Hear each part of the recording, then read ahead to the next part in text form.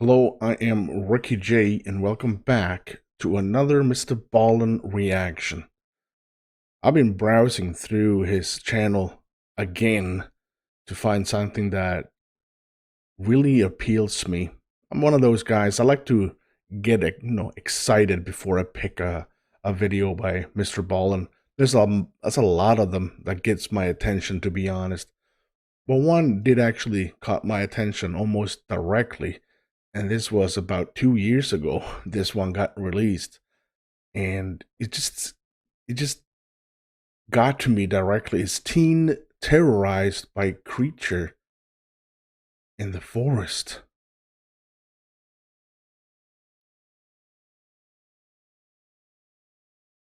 Maybe it was Bigfoot. Have you seen that old movie, The Hendersons? I think there was a friendly Sasquatch in that one. It's like I think it's like the 90s or something like that. And I don't know why I'm talking about that, so that doesn't make any sense. It doesn't make any sense. If you do enjoy, smack the like and of course hit that subscribe. And wonder what kind of creature it could be. I don't know what it is. It sounds like, is it one of those weird stories when a 17-year-old kid? I bet she's like 17 years old. I'm gonna bet that. Teen. Maybe 16 though. Anyway, as you can see, the supporters of Recky J, thank you so much, guys. It means freaking everything. Channel members and patrons, and a shout out to the Supreme tier donators, David Bangtson, buddasquirrel, Southern Mom, Fran, and Deja. Thank you so much for the support, guys. It means everything. Now, let's do MrBallen. MrBallen. Yeah, I hope it's the right volume. There's a good reason why so many movies that are designed to be scary are set in the woods. Really, the woods at night. Yeah. And if you go even further, most of them are like a cabin in the woods at night, Yeah. right? It's because being in the woods at night, as human beings, checks a lot of fear boxes. Yeah. You have the isolation factor. You're far away from society. That scares us. We don't want to be isolated. You feel more vulnerable that way. You know, it checks the darkness fear factor. As humans, we're mostly afraid of the dark. Yeah. So you don't know what's around you or what's looking at you. You know, you don't have the advantage of, city lights beaming in. You're kind of probably removed from lots of light pollution, so you're Safety. kind of like in Yeah. total darkness. Yeah. And I think the third fear check in the box would be the fact that it's easy to hide in the forest. You don't know what's watching you because there's trees everywhere. You have Okay, MrBallen, you're starting to terrify me. Well, it's very late in Sweden. This is how late it is. I mean, it's like 10 p.m. here. It's super bright.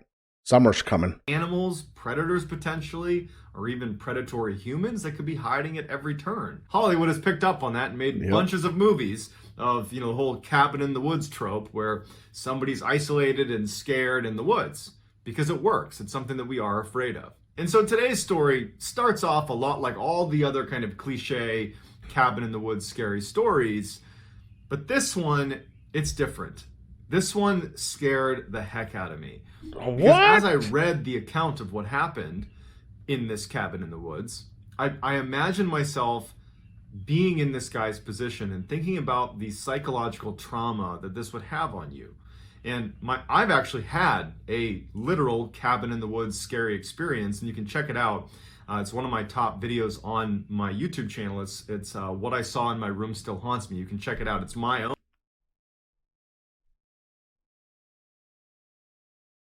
Wait. Literal cabin in the woods scary experience, and you can check it out. It's one of my top videos on my YouTube channel.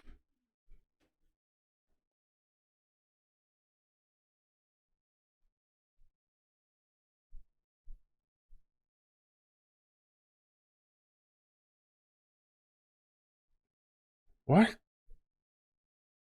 What I saw in my room still haunts me. Horse shit. Oh my god, I'm gonna find that one and I'm gonna bookmark that. and we're gonna watch it next time. It's What I Saw in My Room Still Haunts Me. You can check it out. It's my own cabin in the woods story. But having been through something like that, I was able to put myself in this guy's position, and this story terrifies me. So as you're listening to today's story, try to put yourself in this guy's position and think to yourself, what would you have done? But before we get into today's story, if this type of content appeals to you, the kind of strange, dark, and mysterious that I'm going to deliver to you in a story format, if that's kind of your thing, I would ask you to please gently obliterate the like button and then subscribe to my channel and turn on all post notifications so you don't miss any of these strange, dark, and mysterious uploads that I do every week. Already All right, did, let's dude. get into today's story. In 2010, a 17-year-old boy is devastated to find I said it. out that his father had suddenly passed away. And it really sent shockwaves through the whole family. Not only because now they're grieving the loss of their father, their husband, but because so much of their daily lives they spent together. I mean, this was a very close family, and one of the things that they liked to do as a family was they owned a cabin. It was around Mount Bachelor in Oregon, this beautiful mountain where you can go snowboarding and skiing. They had this family cabin up there where in the wintertime, this family would spend a lot of time there. They would go up there as a family, spend time there as a family. It was this wonderful retreat. And as they're trying to settle the estate of their husband, their father, they're trying to figure out what they want to do with this cabin, because all of a sudden this place that, used to bring them so much joy and was a place of very fond memories suddenly felt kind of hollow. It just would never be the same. And so they decided that they were actually going to sell this cabin. And the 17-year-old boy was just really upset about this. He was very close with his father. He had some very fond memories of going hunting and skiing and snowboarding with his dad at this cabin. And so once the cabin was actually put up for sale by this boy's mother, he asked if, before they actually sell it, could he spend some time up there, I guess paying his respects in a way to his father. But he just wanted one more opportunity to spend some time in that cabin. And his mom said, go for it, take as many days as you want, go up and hang out in the cabin. But when you come back, we are going to sell the place. So his father had actually willed to his son his vehicle. And so the 17-year-old boy loads up his father's car. He goes out and he buys some snacks and drinks, heads up to the cabin in Oregon with the family dog whose name was Midnight. And his plan was just to go up to this cabin and basically try to enjoy being in this space one last time. Don't think about it as this place that now has no meaning because his father had died, but rather a place that he wanted one last positive memory before. I get that. I will probably do that too. And so he gets up there, makes his way to the cabin, and he settles in for what turned out to be an abbreviated stay at the cabin. So in order to understand this story, we need to talk a little bit about the layout of the cabin itself. The cabin was 2 stories, and it was built into a mountain, Mount Bachelor in Oregon. Oh, wow. And so the back half of the cabin was kind of settled into the mountain. So there were no windows, save a little sliver of window that fed into the bathroom, actually, in the back of the cabin. The front of the cabin was this beautiful, double-decker cabin with wow, windows what a on the spot. second floor that fed into the master bedroom. On the second floor, there was a walk-out balcony that kind of jutted out a few feet from the second deck. The first floor, you could see in through all these beautiful windows. There was a sitting area, like a living room and a TV, and then a small kitchen as well. So the cabin was built in an area that was heavily forested. So they had to clear out, a bunch of trees to even build this cabin when the family had this built years and years ago. And so they really only cleared away the front section of trees so that there was a clear shot to the house, but the sides and the back were very heavily forested with these huge tall pine trees. And they basically had this little tiny drive. I'm going to say this, what a spot. I mean, you can't get this in Sweden, I tell you that. I mean, I'm pretty sure there's cabin in the woods in Sweden too, but not this type. Damn. Way that fed in through all the trees, and you had this one kind of clearing in front of the cabin. So if you were on the second floor of the cabin, where there's the master bedroom, there's a bed up there, and you were looking out that window, you'd be looking over the balcony out into a clearing, basically. But there's a tree line, 100 yards past that clearing that's very dense. And there's actually a couple of trees, fairly prominent trees, that are sitting in front of the cabin that they did not cut down. One of which, for the story, we'll call it the sitting tree. Parallel to the ground, about 20 feet up, was this beautiful branch that looked perfect for a whole bunch of people sitting on it. But it was 20 feet above the ground, and there wasn't really any way to climb up to it, and no one was trying to climb this tree. But there's this tree that basically has a seat, if you will. Like the branch is like a seat that is looking directly into the cabin. And that's going to matter later in the story. Okay. Clearing in front of the cabin with this one kind of sitting tree and then a very dense forest 360 degrees beyond, that one clearing. So when the 17-year-old gets to the cabin, he goes inside, he puts his drinks in the fridge, puts his snacks on the counter, he hooks up his PlayStation to the TV, and he's just like having a great time. His dog Midnight is roaming around, enjoying being at the cabin, and he's having a great time. And over the course of the first 2 days that he was there, it was everything he hoped it would be. It was like he was bonding with his father one last time. It was a peaceful time that he was there. He was happy to be there. And he was just enjoying himself, eating snacks and playing video games for a couple of days. He actually left a couple times to go snowboarding too. But on the third day that he was there, things started to get pretty weird. So on the third day when he got up, it had snowed dramatically the night before. A couple of feet of snow on the ground, still snowing pretty heavily. And he's like, I just don't feel like brushing off my car and trying to go to the store or go to the slopes to go snowboarding. I'm just going to basically be shut in for the day.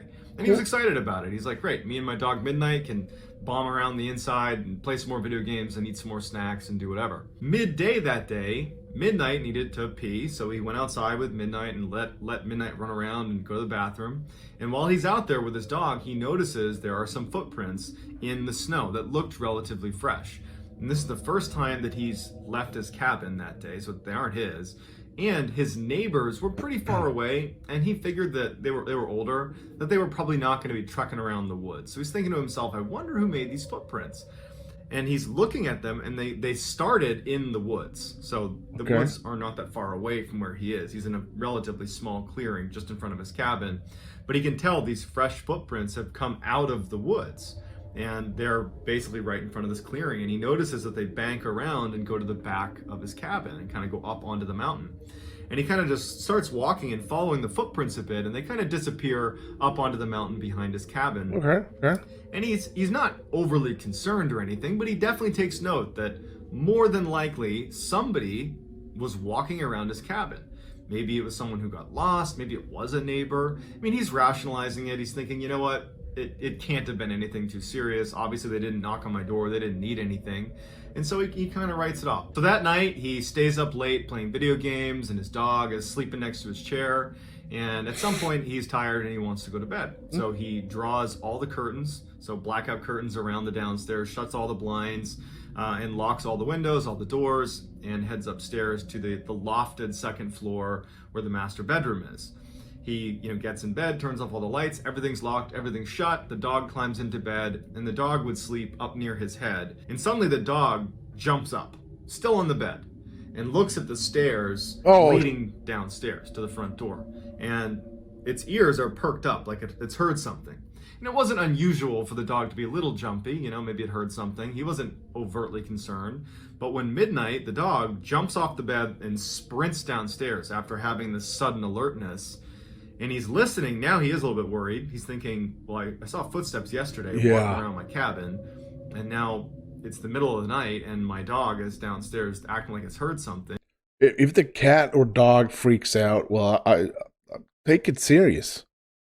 9 out of 10 times, it's probably just a weird thing. You can't see it. The cat and dog is acting weird. But the 10th time would be a serious thing. So every time, react to it together with your pet. And he hears the dog, Midnight, pacing around the downstairs, like back and forth, back and forth, back and forth. Every indication is the dog wants to go outside. That's the noises that he's picking up, that signal from the dog. And so finally, even though he's feeling a little bit unnerved by this, he decides to go down and see what Midnight wants. And so Midnight is by the door, ears perked up, very eager to go outside. It's pacing, and he thinks, what, she just needs to go to the bathroom. And so he opens the door with Midnight and he goes outside and he expects his dog to pee. But Midnight doesn't need to pee. Midnight starts kind of stalking around the corner and looking out across the clearing towards the sitting tree in that direction, and it just stops. And it's looking at something very intently, as if it's spotting an animal or something in the woods. And so the boy is looking at the dog, and he's kind of trying to encourage the dog to do its business so they can go back in the cabin. And he's starting to feel really uncomfortable. He's looking around. He's thinking like, okay, I don't know what's going on. Like, I'm a little bit concerned now. And he's sensing that Midnight is going at some point to try to take off after whatever she sees in the woods. And so preemptively, he grabs Midnight and says, all right, drags Midnight back in the house and shuts the door and locks it and takes one last look out the window of the door and just kind of looks out. I mean, it's dark, he doesn't have a light or anything. And he's like, man, that's creepy. Oh, I gotta say, this guy is fantastic of drawing you in the story. I'm all in mesmerized, engulfed with the story, and I'm freaking out. He locks it, shuts the blinds, confirms everything downstairs is locked, does a sanity check to make sure everything is locked, and goes back upstairs with Midnight. Midnight did not want to go back upstairs. He had to practically drag her back upstairs. And then when they did get back in bed, Midnight refused to get in bed, but instead stood next to the bed looking at the stairs, wanting to go downstairs, periodically looking back at him and then down at the stairs. Midnight wanted to go back outside. So he's laying there in bed and he's taking full stock of the fact that his dog is very much on edge, but he's trying to fall back to sleep, trying to convince himself that nothing weird is going on. And after about 30 minutes of that and being unsuccessful at falling asleep, as he's laying there, it's silent, and all of a sudden he hears footsteps on his roof. Now, the roof is right above his head. I mean, he's on the second floor. There is no attic. The roof is right there. And he hears about 6 footsteps. And he actually described it as something with hooves. And his dog instantly looks up as well. And they're both watching the ceiling as what sounds like hooves walking along the roof of this cabin. And it was so distinctive that immediately what he's thinking to himself is, how could a deer or a moose or something get on the roof of the house? Yeah, there is no way, unless you leapt from a tree or had a ladder, for you to get on the roof. You can't get up there? How did we not hear, if they leapt from a tree or a ladder even, how didn't we hear a loud slamming sound when they first landed on the roof? Like, it's as if they've been there for a while and we just didn't know. And so then the footsteps stop, and at this point the dog stops looking at the roof and goes right to the balcony, which is shut. There's a door shut to the balcony. Oh my God. There's curtains drawn against the balcony, so he can't see what's out there.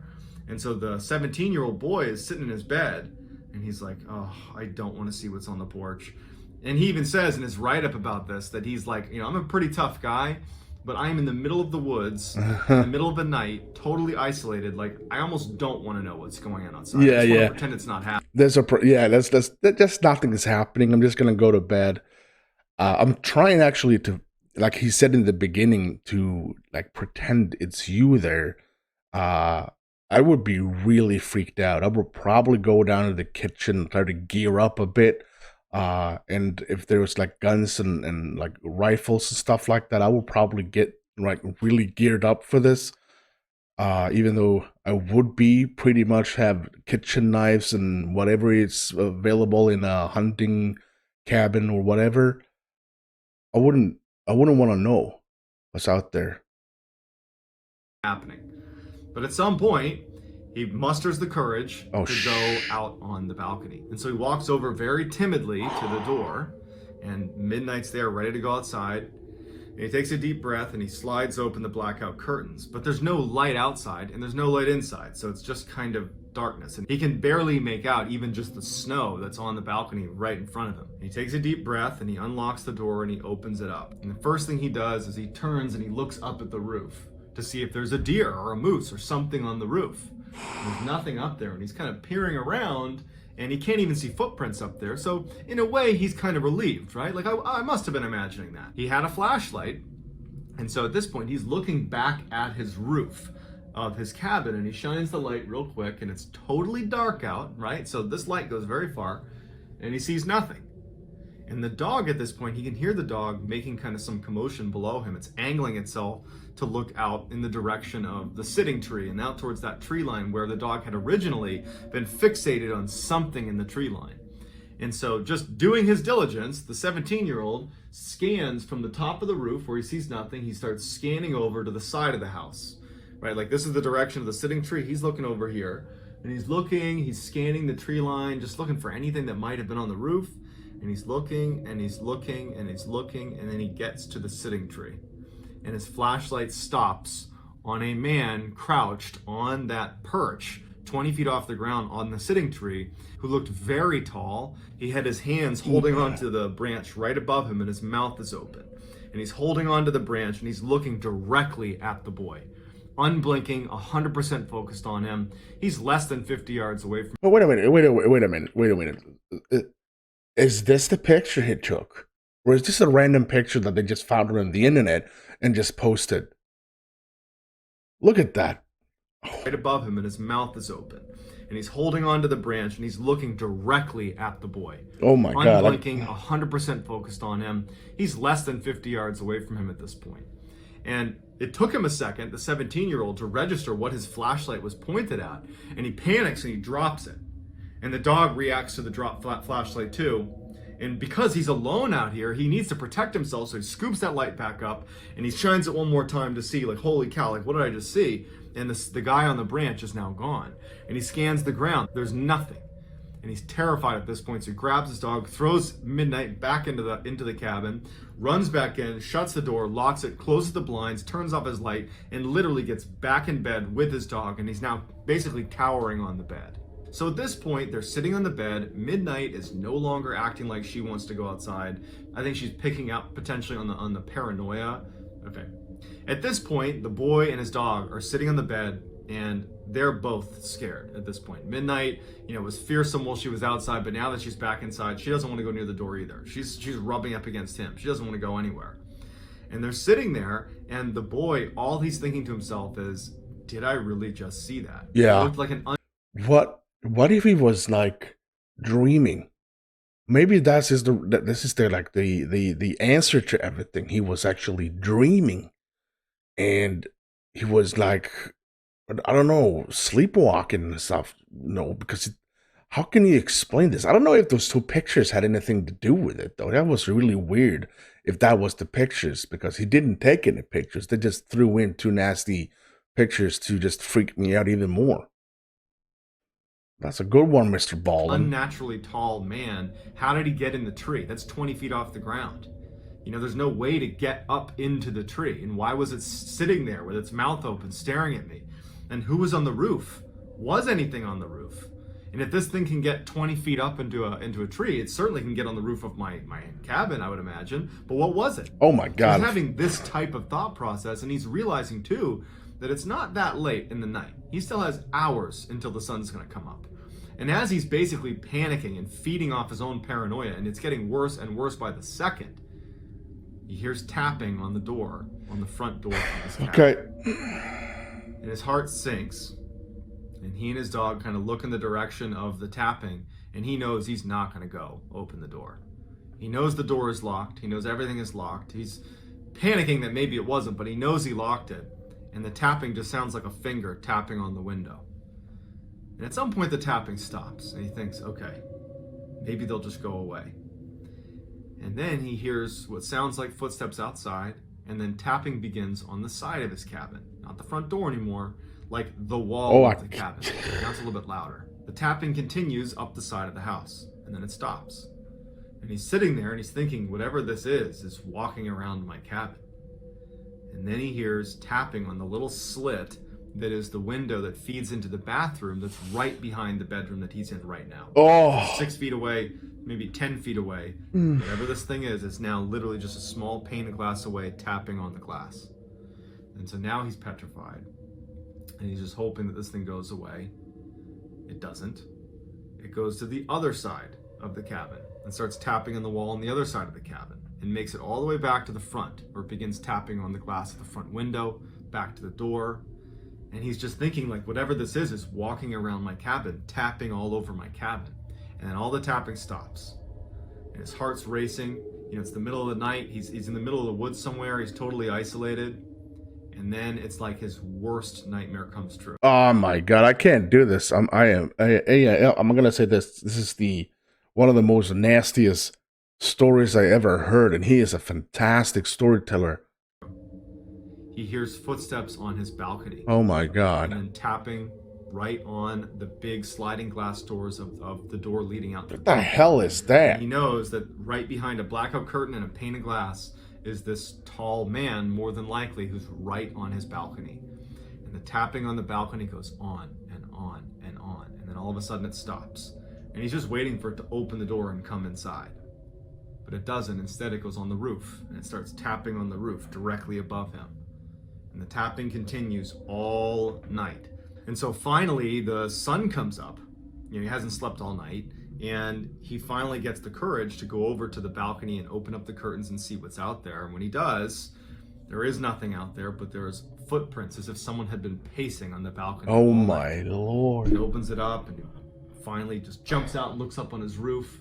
There's nothing on his roof. He can see all these footprints on his roof. He looks down, and it's like a racetrack of footprints all around his house. Someone had been basically stalking his house all night, and then the footsteps retreat all the way to the sitting tree and then go back into the woods. He packed up his stuff, he left, and he couldn't have been happier that the family sold that cabin because he was never going to go back. So to this day, he has no idea what it was, and even if it was just a person who was tapping on your windows and your walls and your roof and your balcony, even if it was just a human being doing that, that would be horrifying. Yeah, I can. Let alone if it was something else, something paranormal. And so if you want to check out my video about my experience, it's on my channel called What I Saw in My Room Still Haunts Me. It's eerily similar to the one that I just described of the 17-year-old in Oregon. And so I'd love to hear in the comments what you think was doing all that tapping, and if it's possible that was just some person screwing with this poor kid, or maybe it was something else. So let me know in the comments, and I'll try to get back to as many people as I possibly can. If you haven't already, please, if you like this story, gently obliterate the like button and subscribe and turn on all post notifications so you can get 3 to 4 videos just like this every week. If you want to get in touch with me, you can hit me up on Instagram. My handle is JohnBallen416. I'm also quite active on TikTok. My handle is MrBallen over there, and I go live on there all the time. 10 o'clock Eastern. Okay.